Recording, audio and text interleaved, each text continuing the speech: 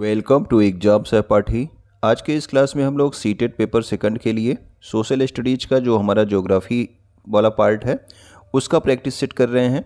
ठीक है, इसके पहले हम लोगों ने ज्योग्राफी, हिस्ट्री और पॉलिटी के आपके थियरी कंप्लीट कर दी है। अगर आपने नहीं देखे हैं तो आप प्लेलिस्ट में जा करके उन्हें देख सकते हैं। ठीक है, तो आज आपका ये तीसरा जो है प्रैक्टिस सेट है ज्योग्राफी का। इसके पहले जो है हम लोगों ने हिस्ट्री के भी प्रैक्टिस सेट और आपके पॉलिटी और इसके अलावा पेडागोजी जो आपके सोशल साइंस की पेडागोजी होती है उसकी भी प्लेलिस्ट हमने प्लेलिस्ट में उसके भी क्वेश्चंस आपके कराए हुए हैं, तो आप लोग उसको देख सकते हैं। तो पहला क्वेश्चन है जिसमें आपका एक कथन दिया है और उसका एक कारण दिया है। तो इससे संबंधित हम कथन और कारण को पढ़ेंगे और यहाँ पे जो है जो ऑप्शंस दिए हैं इनके हिसाब से आंसर देंगे। ठीक है, तो अभी कथन ए हमारा कहता है कि भारत में जो अधिकतर वर्षा है वो किस पवन से होती है, तो मानसूनी पवनों से होती है। तो पहला कथन तो हमारा सही है। भारत की जलवायु कैसी जलवायु है, तो मानसूनी जलवायु है, तो अधिकतर वर्षा जो है ये मानसूनी पवनों से होती है। कारण बता रहा है कि भारत उष्ण कटिबंध में अवस्थित है, तो ये भी आपका सही है। भारत आपके एक उष्ण कटिबंधीय जो है देश है, ठीक है ना। तो उष्ण कटिबंध में आपका जो है भारत का अधिकतर क्षेत्र जो है क्या है आपका अवस्थित है। तो आपका कारण भी सही है और आपका कथन भी सही है। तो इसके लिए आपका जो ऑप्शन बन जाएगा कि ए और आर दोनों सही है। और आर जो है यानी कि उष्ण कटिबंध में स्थित है, इस वजह से मानसूनी पवनों से वर्षा होती है, ये भी आपका व्याख्या भी आपकी क्या है सही है। तो ऑप्शन नंबर सी जो है इसका सही आंसर हो जाएगा। ठीक है, अगला क्वेश्चन देखते हैं।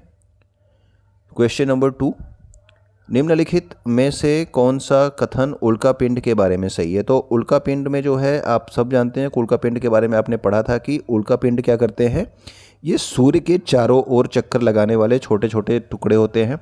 ठीक है, और बाद में जब ये जो है पृथ्वी की ओर जो है आकर्षित होते हैं पृथ्वी पर, ये जैसे आपने क्या देखा होगा कि टूटा हुआ तारा आप देखते हो, ठीक है ना, वो क्या होते हैं, वो आपके उल्का पिंड ही होते हैं जो पृथ्वी के वायुमंडल में आने के बाद घर्षण के कारण जल उठते हैं। ठीक है, तो ऐसा लगता है कि कोई टूटता हुआ तारा हमारी तरफ आ रहा है। तो इसका ऑप्शन नंबर ए सही है। ये सूर्य के चारों ओर चक्कर लगाने वाले छोटे छोटे पत्थर के टुकड़े होते हैं जिनको जो है उल्का पिंड कहा जाता है। क्वेश्चन नंबर 3 देखते हैं। वर्षा और कोहरा जैसी घटनाएं वायुमंडल की किस परत के अंतर्गत होती है। तो वर्षा, कोहरा यानी कि जो मौसम की घटनाएं हैं, ठीक है, मौसमी घटनाएं आपके वायुमंडल में किस परत में होती हैं। तो आप सभी ने पढ़ा है, ये आपका पहला जो आप मंडल पढ़ते हो क्षोभ मंडल। ठीक है, यहाँ पे समस्त मौसमी घटनाएं होती हैं। ठीक है, तो क्षोभ मंडल यानी कि ट्रोपोस्फियर में आपके सभी मौसमी घटनाएं होती हैं। बरसात हो गया, कोहरा हो गया, ये सब चीज़ें, बिजली कड़कना हो गया, ये सब आपके कहाँ पे होता है, क्षोभ मंडल में ही होता है। ठीक है, और देखिए क्षोभ मंडल की जो अधिकतर ऊंचाई है वो औसत ऊंचाई कितनी है, लगभग 13 किलोमीटर, और उसके आसपास जो चलने वाली तीव्र गति से जो हवाएं चलती हैं, ठीक है, उसको क्या कहा जाता है, उसको जेट स्ट्रीम या फिर जेट पवने कहा जाता है। ये भी आप पॉइंट ध्यान रखेंगे। क्वेश्चन नंबर 4 क्या कहता है, निम्नलिखित में से कौन सा ऊर्जा का परंपरागत स्रोत है। तो ऊर्जा का परंपरागत स्रोत क्या होता है कि परंपरागत स्रोत वो होता है जो हम लगातार बहुत वर्षों से यूज करते आ रहे हैं। ठीक है, लगातार हम बहुत समय से यूज करते आ रहे हैं। तो परमाणु ऊर्जा हम लगातार यूज करते हैं जी नहीं, ज्वारी भी नहीं यूज करते हम लोग। जो है जल से विद्युत बना रहे हैं, ये आपका काफ़ी समय से ये चीज़ बनाई जा रही है। तो जल विद्युत जो है क्या है, ये एक ऊर्जा का परंपरागत स्रोत है। जबकि बायोगैस भी हर जगह जो है नॉर्मली यूज नहीं की जाती है। ठीक है, जबकि जो है जल विद्युत क्या है, एक परंपरागत स्रोत है। तो यहाँ पे देख लेते हैं परंपरागत स्रोत और गैर परंपरागत स्रोत क्या है, ये अधिकतर पूछे जाते हैं हमसे। तो परंपरागत स्रोत वे है जो लंबे समय से सामान्य उपयोग में लाए जा रहे हैं, यानी कि बहुत लंबे समय से हम उसका उपयोग करते आ रहे हैं, जैसे कि आपका कोयला है, पेट्रोल है, प्राकृतिक गैस है, जल विद्युत। ठीक है ना, ये सभी क्या है आपके परंपरागत स्रोत है। जबकि अगर गैर परंपरागत स्रोत की बात करेंगे तो ये नवीकरणीय ऊर्जा के स्रोत हैं और ये कम प्रदूषण करते हैं। अधिकतर जो है अभी इनका उपयोग शुरू किया जा रहा है, यानी कि ये पहले से उपयोग नहीं किए जा रहे हैं, अब इनका उपयोग शुरू किया जा रहा है। जैसे आपका पवन ऊर्जा, सौर ऊर्जा हो गया, परमाणु ऊर्जा, भूतापी ऊर्जा, ज्वारी ऊर्जा और बायोगैस। ठीक है, तो ये सभी क्या हैं आपके गैर परंपरागत ऊर्जा के स्रोत हैं। ओके, क्वेश्चन नंबर 5 में आपका देखते हैं। पेट्रोलियम और प्राकृतिक गैस जो धरातल के बहुत नीचे पाए जाते हैं। ठीक है, आपको पता है कि पेट्रोलियम और प्राकृतिक गैस क्या है, पृथ्वी के बहुत नीचे पाए जाते हैं। तो इनका निष्कर्षण यानी कि उसको पृथ्वी के अंदर से निकाला किस विधि से जाता है। तो ये अलग अलग विधियां हैं। ओपन कास्ट माइनिंग, प्रवेधन यानी कि ड्रिलिंग, ठीक है, आखनन हो गया, उसके अलावा आपका कूपकी खनन। तो जो आपका ड्रिलिंग वाला ऑप्शन है ये आपका सही है। किसके लिए? पेट्रोल और प्राकृतिक गैस को जो है ज़मीन के अंदर से निकालने के लिए हम लोग क्या करते हैं? ड्रिलिंग करके उसको निकालते हैं। ठीक है, ये चारों जो ऑप्शंस दिए गए हैं इनके बारे में यहाँ पे हम नीचे देख लेते हैं जल्दी जल्दी से कि जो आपका देखिए प्रवेधन विधि तो वो हो गया जो आपके धरातल के बहुत नीचे है, जैसे कि आपका प्राकृतिक गैस, पेट्रोलियम गैस, इनको हम लोग किस विधि से? प्रवेधन विधि से, यानी कि ड्रिलिंग के द्वारा निकालते हैं। इसके अलावा जो है खनिज जो कम गहराई में स्थित हैं, जो बहुत ज़्यादा गहराई में नहीं स्थित हैं, कम गहराई में स्थित हैं, उनमें हम पृष्ठीय स्तर यानी कि ऊपर के स्तर को हटा करके उसे निकालते हैं, तो उसे विवृत खनन कहते हैं, यानी कि ओपन कास्ट माइनिंग कहते हैं। और गहन वेधन जिसे कूपक कहा जाता है, यानी कि कुआं आप बोल सकते हो, कूप मतलब कुआं होता है, ये अधिक गहराई में स्थित निक्षेपों तक पहुंचने के लिए बनाए जाते हैं। इसको क्या बोलते हैं? इसको हम कूपकी खनन बोलते हैं। ठीक है, इसके अलावा आपका सतह के निकट स्थित खनिज, यानी कि जो आपके बहुत ऊपर ही एकदम ऊपर ही आपके जो चीज़ें मिल जाती हैं, ठीक है, बहुत ज़्यादा गहराई में नहीं जाना पड़ता है, उसे आसानी से हम लोग खोद करके निकाल सकते हैं। इसको हम जो है क्या कौन सा खनन बोलते हैं? तो इसको आखनन बोलते हैं। ठीक है, तो ये हमारे ऑप्शंस थे। क्वेश्चन नंबर 6 को देखते हैं। क्वेश्चन नंबर 6 में है कि आपका 2 कथन दिए गए हैं।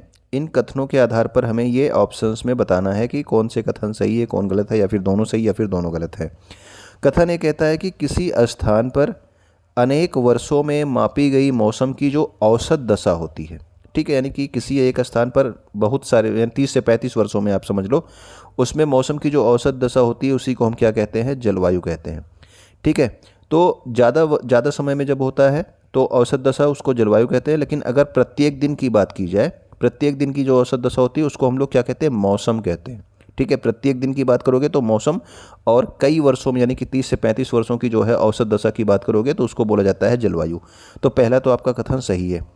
दूसरा कथन क्या है? किसी स्थान पर जलवायु सिर्फ उसकी समुद्र से दूरी और उच्चावच पर निर्भर करती है, यानी कि एक स्थान की अगर जलवायु के बारे में हम बात कर रहे हैं तो उसके लिए केवल 2 चीज़ें जरूरी होती हैं, समुद्र से दूरी और उच्चावच। तो ये आपका गलत है। ठीक है, क्योंकि जो है ये दोनों तो होते ही हैं, इसके अलावा भी और तथ्य होते हैं और फैक्टर्स होते हैं जिनसे जो है जलवायु का निर्धारण होता है। तो कथन 1 सही है, लेकिन कथन B क्या है? गलत है, क्योंकि कम से कम 5-6 तथ्य होते हैं। यहाँ पे केवल 2 तथ्य दिया है, कि लिख दिया है कि सिर्फ जो है समुद्र से दूरी और उच्चावच, तो ये गलत है। ठीक है, तो ऑप्शन नंबर A सही है लेकिन B गलत है। तो जो पहला ही ऑप्शन है आपका उसी में लिखा है कि A सही है किंतु B गलत है, तो पहला ऑप्शन हमारा क्या हो गया? यहाँ पे सही हो गया। ठीक है, अब यहाँ पे देखिए वो दूसरा वाला कथन क्यों गलत था? क्योंकि इसमें केवल 2 चीज़ दी गई थी, समुद्र से दूरी और उच्चावच पर निर्भर करता है, जबकि देखिए किसी स्थान की जलवायु निम्नलिखित दशाओं पर निर्भर करती है, जैसे कि समुद्र से दूरी, उच्चावच, ये तो दोनों होते ही हैं। इसके अलावा जो है अक्षांशीय विस्तार, किस अक्षांश में वो जगह पड़ रही है, और मानसूनी पवनें वहाँ पे चल रही हैं या नहीं, और पर्वत श्रेणियाँ वहाँ पे हैं कि नहीं हैं।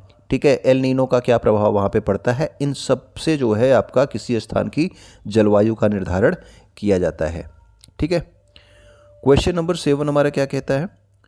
आग्नेय शैलों के बारे में जो है आपको दिया गया है कि इनके बारे में कथन ABC पर विचार करें और सही उत्तर का चयन करें। तो 3 कथन दिए हैं, A है, B है और C है। ठीक है, तो 3 कथन आपको दिए गए हैं, तीनों को आपको पढ़ना है। उसके बाद ये ऑप्शंस आपके नीचे दिए गए हैं, इन ऑप्शंस में आपको सही आंसर बताने हैं।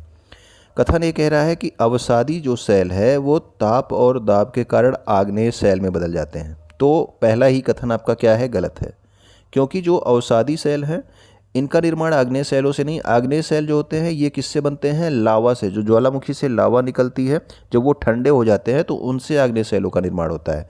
ऐसा नहीं है कि अवसादी शैल से जो है आग्नेय का निर्माण होता है। अवसादी शैल किससे बनती हैं? तो अवसादी शैल जब कोई भी जो है जल अपर्दन या फिर जो है मृदा अपर्दन के कारण एक ही जगह पर जाकर के वो जमती चली जाती हैं इस तरह से, तो वो जो है बहुत वर्षों में अवसादी शैल में निर्मित हो जाती हैं। ठीक है ना, तो पहला ही ऑप्शन इसका क्या हो गया? गलत हो गया, यानी कि अवसादी शैलों से जो है आग्नेय का निर्माण नहीं होता। दूसरा देखिए कथन, आग्नेय शैल पृथ्वी की भूपर्पटी और पृथ्वी की परपटी के काफ़ी अंदर दोनों जगहों में मौजूद रहते हैं। तो ये आपका सही है, ये पृथ्वी की ऊपर भी मिलते हैं और जो आग्नेय शैल हैं पृथ्वी के काफ़ी नीचे भी जो है आपको मिल जाते हैं। अभिकथन C क्या कहता है कि ग्रेनाइट और बेसाल्ट आग्नेय शैलों के उदाहरण। तो जब भी हम जो है शैलों के बारे में पढ़ते हैं तो उनका उदाहरण भी हम साथ में लिखते हैं। ठीक है। तो आग्नेय जो आपके ग्रेनाइट और बेसाल्ट शैल हैं, ये उदाहरण हम नॉर्मली देते ही हैं, तो ये आपको पता है कि ये दोनों आग्नेय शैल के उदाहरण है। तो ऑप्शन नंबर मतलब कि कथन बी और सी तो सही है, लेकिन ए क्या है आपका गलत है। तो किस वाले ऑप्शन में है, तो ऑप्शन नंबर ए में ही आपको मिल जा रहा है कि बी सी तो सही है, लेकिन ए क्या है आपका गलत है। तो ऑप्शन नंबर ए जो है इसका सही आंसर हो जाएगा। ओके, अगला देखते हैं क्वेश्चन नंबर 8। लद्दाख के बारे में निम्नलिखित कथनों में से कौन सा गलत है। तो आपको बताना है गलत, ठीक है ना, सही नहीं बताना है। कौन सा गलत है, जो गलत होगा वही सही आपको बताना है। इसके दक्षिण में कराकोरम पर्वत श्रेणियाँ और उत्तर में जास्कर पर्वत स्थित है। क्या इसके बारे में आप लोग क्लियर हो। यहाँ पर ग्रेंगी हिमानी अवस्थित है, तो ग्रेंगी हिमानी आपके लद्दाख में अवस्थित है, सही है। चूँकि यह हिमालय के वृष्टि छाया प्रदेश में स्थित है, अतः यहाँ वर्षा बहुत ही कम होती है। तो आपने ये भी पढ़ा होगा कि लद्दाख वाले क्षेत्र में वर्षा क्या होती है, बहुत कम होती है, तो ये भी आपका सही है। लद्दाख की राजधानी लेह जोजिला दर्रा के माध्यम से कश्मीर घाटी से, तो आपको पता है कि लेह और कश्मीर घाटी के बीच में कौन सा दर्रा है, जोजिला दर्रा है, तो ये भी आपका क्या है, सही है। तो आपसे पूछा गया था कि कौन सा कथन गलत है, तो जो पहला ही कथन है यही आपका गलत है, क्योंकि जो कराकोरम पर्वत है ये किधर है, यहाँ पे बता रहा है कि ये दक्षिण में है, जबकि ये किधर साइड में, ये नॉर्थ साइड में है, और जो जास्कर है ये साउथ साइड में है, ठीक है ना। तो यहाँ पे ये उल्टा लिख दिया है, तो ये आपको ध्यान रखना है। ऑप्शन नंबर ए ही जो है गलत है, इसीलिए इस क्वेश्चन का ये सही आंसर है, ठीक है ना। यानी कि आपको गलत वाला बताना था, तो पहला ही आपका गलत है। ओके, अगला क्वेश्चन देखते हैं क्वेश्चन नंबर 9 जो है, स्वर्णिम चतुर्भुजीय महामार्ग निम्न में से किनको जोड़ता है। तो ये आपका क्वाड्रिलेटरल जो आपका है, ठीक है, गोल्डन क्वाड्रिलेटरल की बात, तो ये आपको बताया गया है कि ये 4 महानगरों को जोड़ता है, और 4 महानगर कौन कौन से हैं, दिल्ली, मुंबई, चेन्नई और कोलकाता, ठीक है ना। तो ये सबसे सिंपल क्वेश्चन हो सकता है आपका इन क्वेश्चन सीरीज में। तो दिल्ली, मुंबई और चेन्नई, कोलकाता को जोड़ता है आपका स्वर्णिम चतुर्भुज महामार्ग, ठीक है।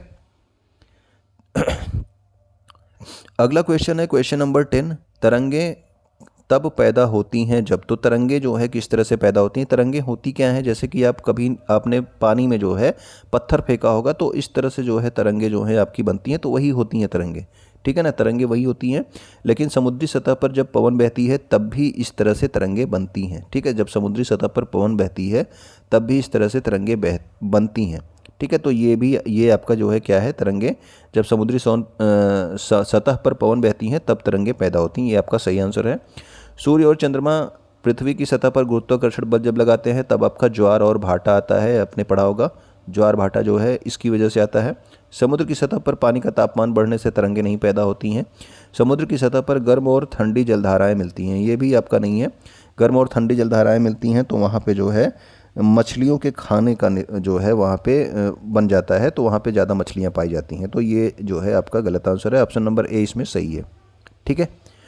क्वेश्चन नंबर 11 देखिए, धात्विक खनिजों के बारे में निम्नलिखित में से कथन ए और कथन बी पर विचार करें और सही का चयन करें।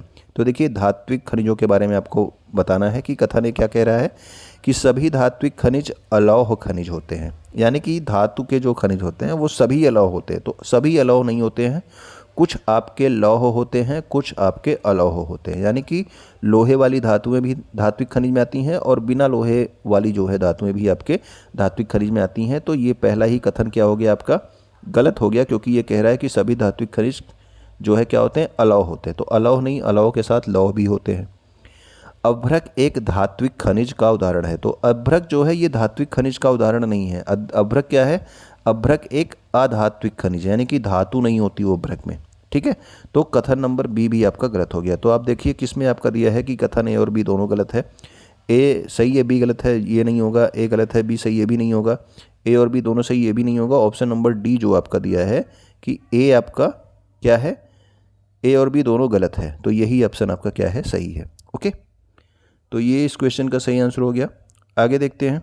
तो यहाँ पे देखिए, थोड़ा सा देख लीजिए आप लोग धात्विक अधात्विक के बारे में कि देखो, संरचना के आधार पर जो खनिज होते हैं ये दो तरीके के होते हैं। एक तो आपका धात्विक खनिज, दूसरा अधात्विक खनिज होता है। धात्विक खनिज जो है इसमें लौह और अलौह दोनों, यानी कि लौह धातुएं भी होती हैं, अलौह भी दोनों होते हैं। अब लौह खनिज जैसे कि आपके अयस्क हो गए, मैग्नीज हो गए, आपका जो है क्रोमाइट हो गया, इनमें लोहा होता है, ठीक है। अलौह खनिज में लोहा नहीं होता, जैसे कि आपके सोना, चांदी, तांबा, ये सब भी धातु ही हैं, धात्विक खनिज ही हैं, लेकिन इसमें लोहा नहीं होता सोना चांदी तांबा में। ठीक है, तो आपने देखा कि लौह भी हो गया, अलौह भी हो गया धात्विक में, लेकिन अधात्विक खनिज में क्या होते हैं, धातुएं नहीं होती हैं। जैसे आपका चूना पत्थर हो गया, अभ्रक हो गया, जिप्सम हो गया, ये सभी क्या है, अधात्विक खनिज है जिनमें धातु नहीं पाई जाती है। ओके, क्वेश्चन नंबर 12 देखते हैं। निम्नलिखित में से कौन सा कृषि आधारित उद्योग नहीं है? कृषि आधारित उद्योग कौन सा नहीं है? वनस्पति तेल उद्योग कृषि आधारित उद्योग है। सूती वस्त्र, आप कपास उगाते हो उससे जो है सूती वस्त्र उद्योग बनता है। चर्म उद्योग, चमड़े का जो है जो निर्माण होता है, ये भी कृषि आधारित उद्योग है। लेकिन मछली के तेल के निर्माण का जो उद्योग है ये आपका क्या है, एक समुद्र आधारित उद्योग है। ठीक है, कृषि आधारित उद्योग नहीं है, ये क्या है, समुद्र आधारित उद्योग है। ठीक है, तो मत्स्य तेल का निर्माण जो है ये आपके समुद्र आधारित उद्योग है। ठीक है, तो देखिए ये अलग अलग तरीके के होते हैं। जिस तरह से आपका कच्चा माल जहाँ से प्राप्त होता है उसके आधार पर हम लोग कृषि आधारित उद्योग, समुद्र आधारित उद्योग, खनिज आधारित उद्योग और वन आधारित उद्योग जो है इनके बारे में वर्गीकरण करते हैं। ठीक है, क्वेश्चन नंबर 13 हमारा क्या कहता है, नीचे दिए गए लक्षणों के आधार पर वनस्पति की पहचान करनी है। तो पहला बताया रहा है कि 3 लक्षण दिए हैं, इसमें से बताना कि ये कौन सी वनस्पति के लक्षण हैं। ये वनस्पति खारे पानी में जीवित रह सकती हैं, यानी कि समुद्री पानी में जो है पाई जाती हैं। ठीक है, ये अंडमान और निकोबार के द्वीप समूहों में पाए जाते हैं। ठीक है, ये भी जो है ठीक है। सुंदरी, तो जो आपका सुंदरी है, ये आपका सुंदरी नामक के वृक्ष आपने हमेशा पढ़े हैं कि सुंदरी नामक वृक्ष किस वन में पाए जाते हैं, तो सुंदर वन में पाए जाते हैं। तो सुंदर वन जो है आपके कौन से वन होते हैं, तो जो आपके मैंग्रोव वन कहे जाते हैं। ठीक है ना, मैंग्रोव वन कहे जाते हैं, ये आपके किसको कहा जाता है, सुंदर वन को कहा जाता है। वहाँ पर सुंदरी नामक वृक्ष पाया जाता है और ये खारे पानी में ही जो है आपके पाए जाते हैं। ठीक है, तो मैंग्रोव वन जो है इसका सही आंसर हो जाता है। ओके, क्वेश्चन नंबर 14 हमारा क्या कहता है कि निम्नलिखित में से कौन सा महासागर बेरिंग जल संधि द्वारा प्रशांत महासागर से जुड़ा है। तो बेरिंग जल संधि द्वारा प्रशांत महासागर से कौन सा महासागर जुड़ा है, तो जो आपका हिंद महासागर, अटलांटिक, आर्कटिक या फिर दक्षिणी महासागर। तो जो आपका ये आर्कटिक महासागर है ये बेरिंग जल संधि के द्वारा किससे जुड़ा है, आपके प्रशांत महासागर से जुड़ा है। ठीक है, तो प्रशांत महासागर और आर्कटिक महासागर के बीच में जो संधि, जल संधि है वो उसका नाम क्या है, बेरिंग जल संधि। ठीक है, तो ये हमारे क्वेश्चंस थे ज्योग्राफी के, आपके जो क्वेश्चंस पूछे गए हैं पिछले ईयर्स में। तो उम्मीद करता हूँ कि चीज़ें आपको समझ में आई होंगी। आप अपने दोस्तों तक इसे शेयर कर दीजिएगा जो आपके सीटेट पेपर 2 की तैयारी कर रहे हों। वीडियो पे आप कमेंट कर दिया कीजिए, वीडियो को आप लाइक कर सकते हैं, चैनल को आप सब्सक्राइब कर लीजिएगा ताकि वीडियोज आपको आसानी से मिलती रहें। वीडियो को देखने के लिए, कुछ नया सीखने के लिए आपका बहुत बहुत धन्यवाद।